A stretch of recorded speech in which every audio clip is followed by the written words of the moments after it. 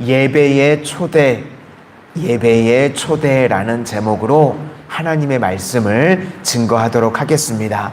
시편 95편의 주제는 예배입니다. 예배의 초대.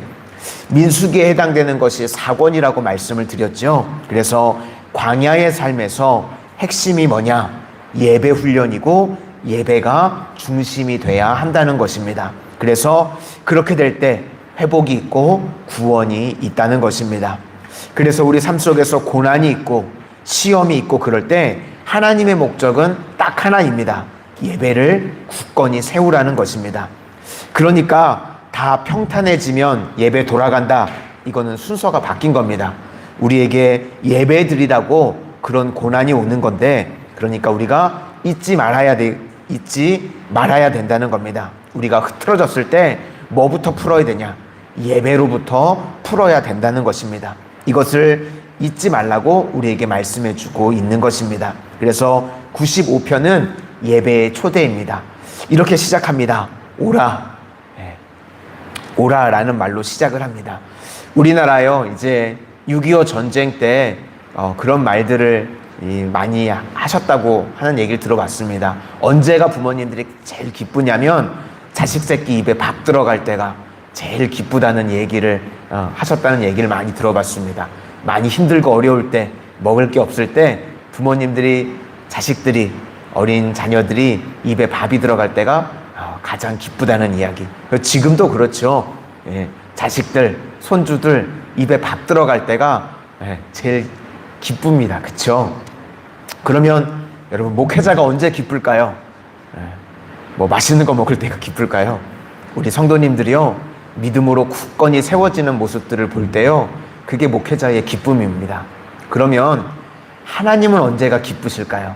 우리 하나님께서는요, 마찬가지입니다. 우리 하나님의 자녀들이요, 건강하게 신앙생활할 때, 예배 잘 드릴 때 기쁘시고요, 기도할 때 기쁘시고, 전도할 때, 그럴 때 하나님께서 가장 기쁘신 줄로 믿습니다. 그래서 진짜 기쁨은 하나님도 기쁘고 우리도 기쁜 거 아닙니까? 그쵸? 그때 언제냐면 예배자가 될 때, 예배가 우리가 바로 세워지게 되면 하나님도 기쁘시고 우리도 기쁨이 있다는 것입니다. 그래서 하나님께서 오늘 예배자로 예배를 드리라고 초대하신다는 것입니다. 1절과 2절을 한번 보시도록 하겠습니다. 1절과 2절입니다. 시작. 오라, 우리가 여호와께 노래하며 우리의 구원의 반석을 향하여 즐거이 외치자. 우리가 감사함으로 그 앞에 나아가며 시를 지어 즐거이 그를 노래하자. 그래서 예배의 첫 번째는요, 감사입니다. 감사함으로 그 앞에 나아가는 것. 그러니까 감사라는 것은 첫 번째는 하나님을 생각하는 것입니다. 기도할 때도 우리가 감사함으로 하나님 앞에 먼저 기도를 드리는 것입니다. 하나님의 은혜, 나를 붙들어 주신 것. 그래서 감사와 생각이요, 영어도 그렇고 히브리어도 그렇고요, 어원이 똑같습니다. think, thank. 그렇죠? 그래서 어떤 사람이 감사할 수 있느냐? 생각하는 사람이 감사할 수 있다는 것입니다. 누굴 생각합니까? 하나님의 주심을, 하나님을 생각할 때 감사가 나오게 된다는 것입니다. 그래서 우리가 기도할 때 하나님에 대한 기도를 먼저 드리는 것입니다. 감사 기도를 먼저 드리는 거죠. 그래서 3절부터 보면 이제 크신 하나님이십니다. 그래서 하나님에 대한 감사가 나오면 어떠한 일이 벌어지느냐? 우리의 시선이 넓어지게 되는 것입니다. 왜냐하면 하나님의 관점으로 문제를 바라보기 때문에 우리의 시선이 넓어지게 된다는 것입니다. 그리고 두 번째 내용이요, 이제 이웃에 관한 기도입니다. 이것을 우리가 중보 기도라고 표현을 하죠. 이 중보 기도가 왜 중요한가? 중보 기도를 많이 하시는 분들을 보면요, 내 문제만 문제가 아니라 다른 사람도 문제가 있구나, 이것을 생각하게 되는 것입니다. 우리가 그런 분들이 있죠. 왜 나만 겪는 고난이냐고, 어떤 CCM 가사로도 있는 것 같은데, 사실 이런 사람의 특징은요, 이기적인 겁니다. 다른 사람을 중보 안 하면, 중보를 안 하니까 내 문제만 보이니까 이렇게 되는 겁니다. 그런데 중보 기도를 하게 되면요, 다른 사람을 위해서 서로 기도하게 되면 내 문제가요 작아지게 됩니다. 먼저는 크신 하나님을 바라보니까 문제가 작아지게 되는 것이고, 그 다음으로는 다른 사람을 위해서 중보기도 하게 되면 내 문제가요 상대화되어집니다. 상대적으로 이제 작아지게 되는 것이죠. 그래서 우리가 기도할 때 3분의 1은 먼저 감사기도하고, 하나님께서 지금까지 베풀어 주신 은혜에 감사기도하고, 또 그 다음 3분의 1은요 이웃을 위해서 중보기도하는 것입니다. 내 문제만 매여 있는 것이 아니라 우리 성도님들을 바라보면서 같이 중보기도하는 겁니다. 그리고 이제 마지막 3분의 1은요 간구입니다. 그런데 이렇게 이제 감사기도하고 중보기도하면 먹을 거 달라, 입을 거 달라, 이런 거 정도의 간구가 아닙니다. 어떤 간구가 나오냐면, 내가 하나님의 영광을 위해서 의미 있는 존재가 되게 해주십시오, 이런 간구의 기도가 터져 나오게 됩니다. 그러니까 축복의 통로가 되게 해달라는 것입니다. 아브람과 같은 기도가 나오는 거죠. 그래서 이런 기도를 드리게 되면 이제 정말 복의 통로가 되게 되시는 것입니다. 그러니까 이런 예배를 드리고 이런 기도를 하게 되면 이제 우리의 수준이 틀려지는 거예요. 우리의 역할도 달라지게 되는 것입니다.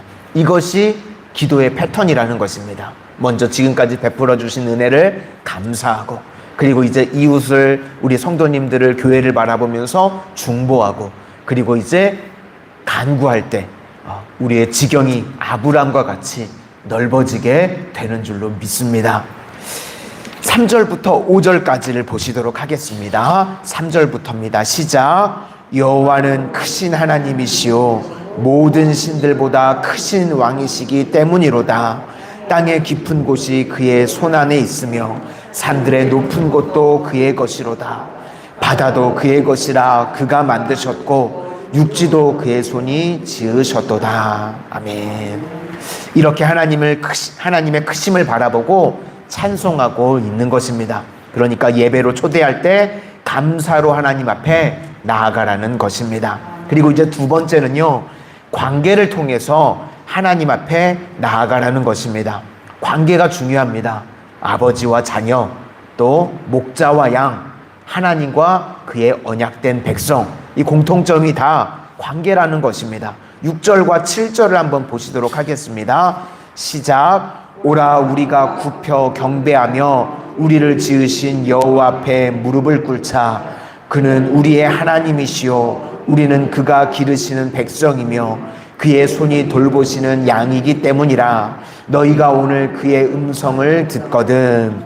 여기서 주님 앞에 무릎을 꿇는다는 것입니다. 우리가 주님 앞에 무릎을 꿇으면 절대로 세상에 무릎을 꿇지 않습니다.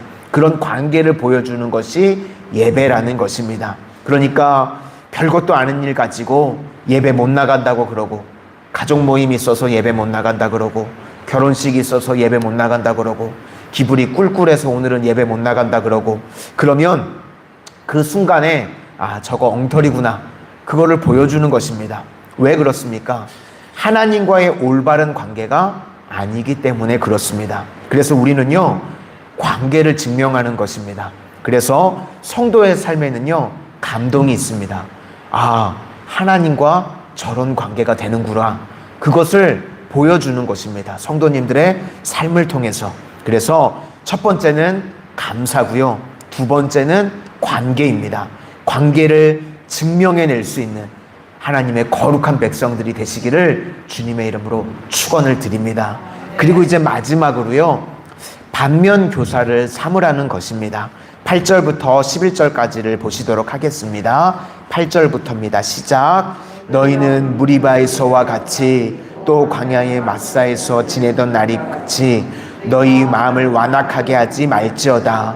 그때에 너희 조상들이 내가 행한 일을 보고서도 나를 시험하고 조사하였도다.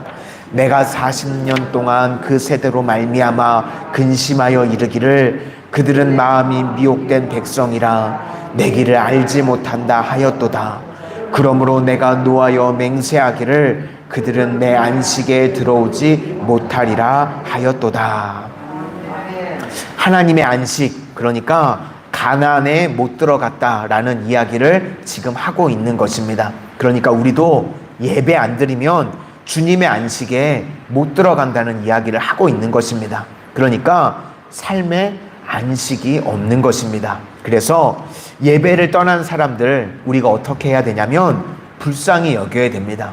우리 믿음의 사람들은요, 전도하는 것도 중요하지만 전도하는 것만큼 지금 예배를 드리지 못하고 주저앉아 있고 낙심하는 사람들, 우리가 그 사람도 예배의 자리로 다시 초대해야 할 줄로 믿습니다. 그래야 진정한 안식을 누릴 수 있는 것입니다. 오늘 이 기도의 선봉, 예배의 선봉에 서 계시는 우리 성도님들, 주님께서 부르신 예배의 초대를 통해서 하나님의 은혜를 누리실 뿐만 아니라 지금 예배드리지 못하고 있는 사람들까지도 다시금 예배자로 세울 수 있는 하나님의 거룩한 백성들이 되시기를 주님의 이름으로 축원을 드립니다. 기도하겠습니다.